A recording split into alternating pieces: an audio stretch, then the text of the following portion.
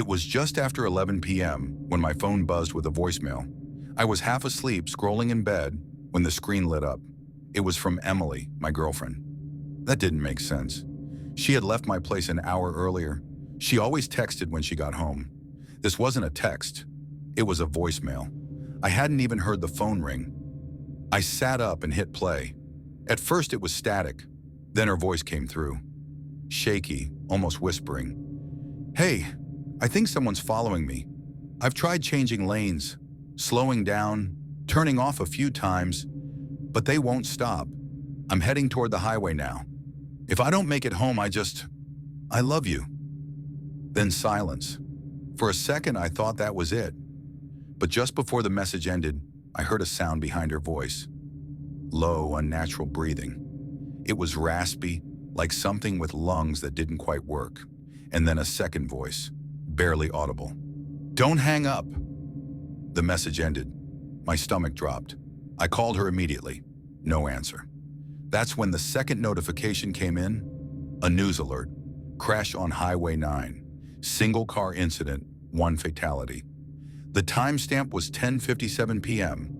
I threw on clothes and drove. When I got to the scene, the flashing lights were still active. Police tape stretched across the road, and Emily's car sat in the ditch, mangled around a tree. A state trooper stopped me. "You can't be here, sir." "That's my girlfriend's car," I told him. "Emily Carter." He looked at me like he didn't want to confirm it. "She didn't survive," he said gently. "We believe she died on impact." I told him about the voicemail. He nodded but dismissed it. Said messages sometimes get delayed in the network. Nothing unusual. But I checked the timestamp. 11:08 p.m. The crash was logged at 10:57. The voicemail came after she died. I went home in a fog, replaying it over and over. That whisper. "Don't hang up." The breathing. It didn't sound human. It didn't sound like it belonged in the car at all. I boosted the audio and filtered out the static. Behind the whisper, layered so faintly you'd miss it, was something else. Another voice. It said, "He's listening." That night I didn't sleep. At 3:17 a.m., my phone buzzed again. New voicemail. No number, just unknown. I pressed play. More static, then breathing, then something worse. My own voice. "Can you hear me now?" It wasn't a recording. I'd never said those words in that tone. It sounded live. Office, I deleted it immediately, but the file didn't disappear. It stayed there. Even when I reset my phone, it reappeared. And then they started coming every night, always at 3:17, each one clearer, each one more direct. One night the message simply said, "You're next." I've changed my number, got a new phone, moved across the country, got rid of everything that ever connected me to her. It doesn't matter, the messages still come. And last night, the last one didn't come as a voicemail. It came as a live call. I watched as the screen lit up with her name. Emily. I let it ring. It rang 17 times, and then it stopped, for now. But I know it will call again, and one night, I might answer.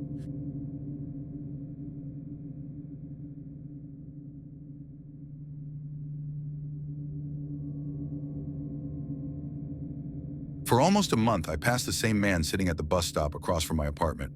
Always late at night, same coat, same hat, same blank stare. He never moved, never boarded a bus, just sat there under the flickering street lamp like a statue. At first I figured he was homeless or waiting for someone. But he was there every night, even when the weather was bad, even when no buses were running. One night around 11:30 p.m., I was heading home after a double shift. I crossed the street and walked past him. "You shouldn't get on the next bus," he said without looking at me. I stopped. "What?" He turned his head slowly, eyes dull but steady. "Don't get on tonight's bus, no matter what." I let out a nervous laugh. "All right, thanks." But I didn't forget it. That night, I waited inside my apartment instead of going out. At exactly 11:44 p.m., I heard the hiss of bus brakes outside, the same time the last bus usually arrived. I peeked out the window. The bus was there. Doors open, empty. No one got on. After a minute, it pulled away into the dark, and the man remained seated on the bench. The next night, I walked 2 blocks over to catch a different route, just to avoid him. But he was there too. Same posture, same warning glance. He didn't speak this time, just watched me silently. That was the night I decided to start walking home instead of taking the bus. Until last Friday, it was freezing. I was exhausted and impatient. No sign of the man that night. I figured maybe he was finally gone. So when the bus pulled up, I got on. From the second I stepped inside, I knew something was wrong. The driver didn't speak, didn't even acknowledge me. The other passengers, all of them, were sitting completely still. No one scrolled their phones. No one blinked. They weren't looking at anything, just staring ahead. I sat near the back and looked out the window. That's when I noticed it. Everyone else had a reflection in the glass, except me. I shifted, adjusted the angle. Still nothing. The bus took a turn I didn't recognize. Then another. The streetlights got fewer, dimmer. I stood up. "Excuse me," I said to the driver. "Where's this going?" He didn't turn. His hands never moved on the wheel. I looked up at the digital sign above him. It read, "Final stop." I rushed to the door, tried to force it open. It didn't budge. The passengers remained frozen. As we rolled past an alley, I caught a glimpse outside. The man from the bench was standing on the sidewalk. He looked right at me, and for the first time, he looked sad. He slowly shook his head. Everything went black. I woke up in my bed, drenched in sweat. I checked my phone. No missed calls, no texts. But the transit app showed my card was scanned at 11:44 p.m. the night before. No one could explain it. I haven't seen the man again, but I've seen the bus. Parked at odd places, idle, lights on, waiting. Now I walk everywhere, because I think if I ever board that bus again, I won't wake up at home. I won't wake up at all.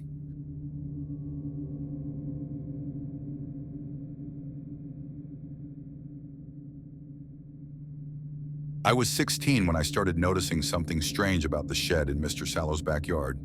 He lived 2 doors down. An older man, retired, quiet, barely spoke to anyone. No family, no visitors. His lawn was always perfectly trimmed, flowers lined up like they were afraid to step out of place.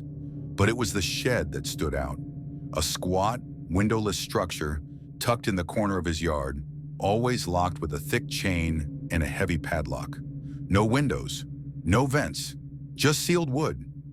Sometimes at night I'd see a faint orange light glowing through the cracks. Other times I'd hear low mechanical noises, a whirring, a soft hum, like an old machine running. And once, I still remember it clearly, I heard crying. I asked my parents about it. My mom just said, "He's harmless, just eccentric." Still, something about that shed stayed with me. I'd find excuses to walk past his house. I'd try to peek through the slats when the light was on, but I never saw anything. Then one evening in March, an ambulance came. Mr. Sallow had suffered a heart attack. They took him out on a stretcher. He was conscious but pale. He looked right at me as they wheeled him away. The next day, the house was quiet. No one home. I hopped the fence. The chain around the shed door was loose. Not unlatched, just looped through, no padlock. I hesitated, then pulled it off. Inside was not what I expected. No lawn tools, no bikes, no clutter. Just metal filing cabinets lining the walls, a steel desk, and an old boxy monitor sitting dark on top. I opened the first drawer, folders, all labeled with names. I recognized a few. Neighbors, classmates, parents, a teacher from middle school. Then I saw one with my name on it. Inside were photos. Dozens. Some were taken from a distance. Me riding my bike, walking home from school. But others were close. One of me brushing my teeth, one through my bedroom window, one of me sleeping. There were typed pages too, a list of personal data, my full name, height, weight, blood type, school schedule. A note, bedtime 11:30, bedroom light left on, window unlocked. I backed away. The monitor flickered, static, then a camera feed. It was me, standing in the shed, a live feed from behind. My breath caught. I turned around. Nothing. I ran, hopped the fence. Didn't look back. The next day I went back with a friend. The shed was gone. Not locked, not boarded up. Gone. Grass where it had been. No trace it ever existed. Mr. Sallow died later that week, no next of kin. His property sold within a month. The new owners built a deck where the shed had been. I tried to move on. Told myself I imagined it. Stress. Curiosity gone too far. But a few months later, my phone buzzed. Motion detected in backyard. I checked the camera. Nothing there. I brightened the footage. In the shadows near the back fence, a figure, blurry but tall, wearing a coat, holding something. A camera. It stayed for 3 minutes, then walked away. Now it comes back every few weeks, never approaches, never knocks, just stands there, watching, and somehow it always knows when I'm home.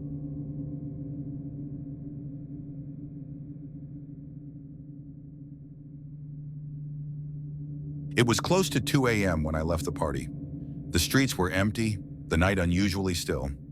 My drive home would take about 40 minutes through winding back roads, mostly lined with thick forest.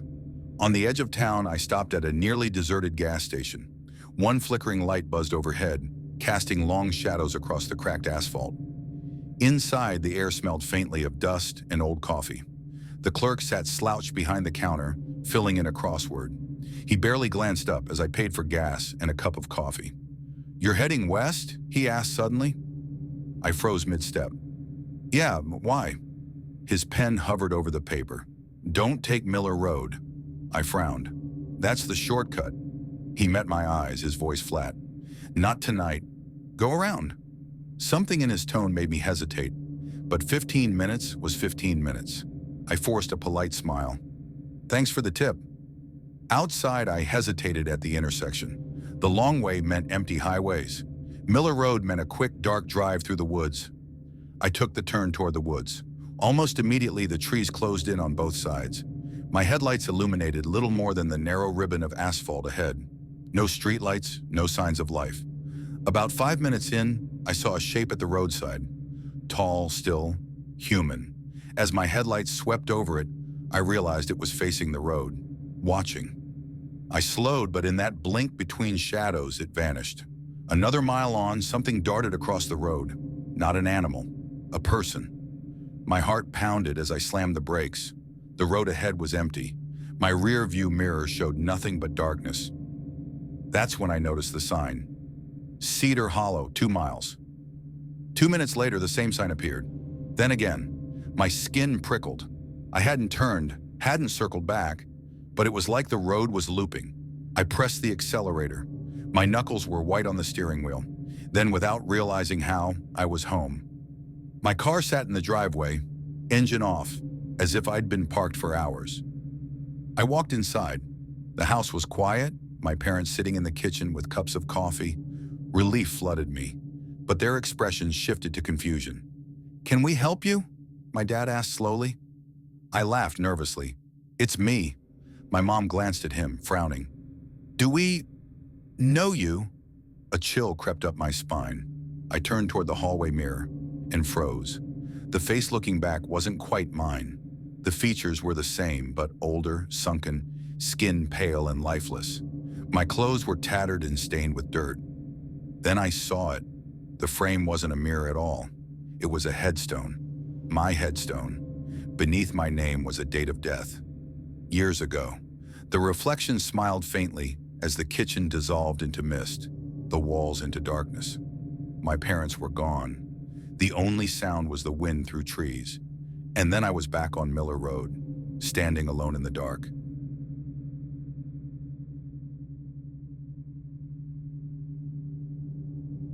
The Caldwells were new in town.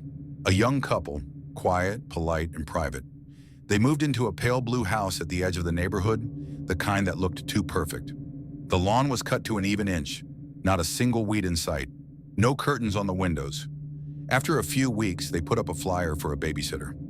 I was 19, home from college for the summer, and needed the cash.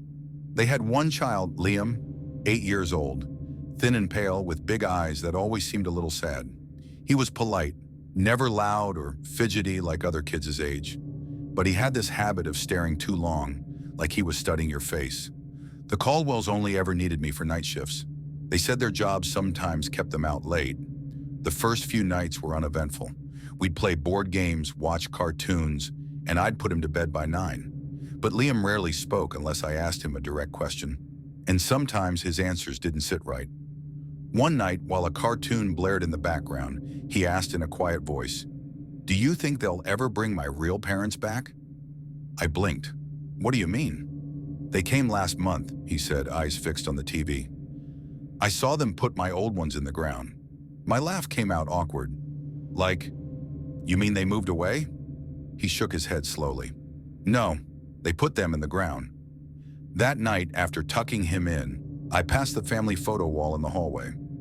I'd seen it before, but this time I stopped. Every face was distorted, not blurry in a photographic way, but smudged, melted. The bodies were clear, posed in everyday moments, but the eyes were gone, scratched out. A week later, I noticed other things. The fridge was nearly empty except for 3 identical plastic containers, each sealed, and a carton of milk. The clocks in the house, digital and analog, were all stuck at 2:17. That's when I decided to snoop. One Friday night, they told me they'd be home around midnight.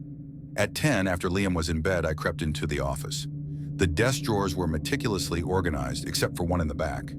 Inside were utility bills, school forms, and 2 passports, Daniel Caldwell, Claire Caldwell. But the faces staring back were strangers. I took out my phone and snapped a photo. My hands were shaking so hard the image blurred. "You shouldn't be in here." The whisper was so close I almost dropped my phone. I spun around to see Liam standing in the doorway, his face pale. "Liam, who are those people?" "They took their names," he said softly. "They look like them now, but they're not real." Before I could answer, the sound of the front door opening cut through the air. "They're early," Liam whispered. His eyes darted toward the back of the house. "We have to go." We ran through the kitchen and out the back door, sprinting across the yard and down the street. I didn't stop until we were 2 blocks away. My lungs burned. I turned to ask if he was okay. He was gone.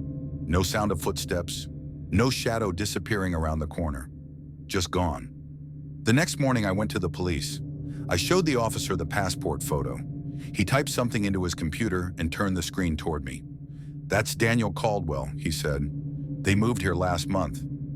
The picture on file matched perfectly, but it wasn't the man I had seen. When I drove by the house the next day, it was boarded up. The perfect lawn had already begun to overgrow. A "for sale" sign leaned in the dirt. I never saw Liam again. Sometimes I wake at exactly 2:17 a.m., and I swear I hear small, careful footsteps like Liam's outside my bedroom door.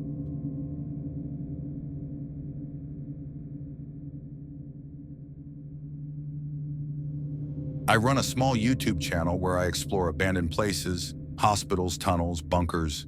Nothing paranormal, just decay, history, and some creepy ambiance. At least that's how it started.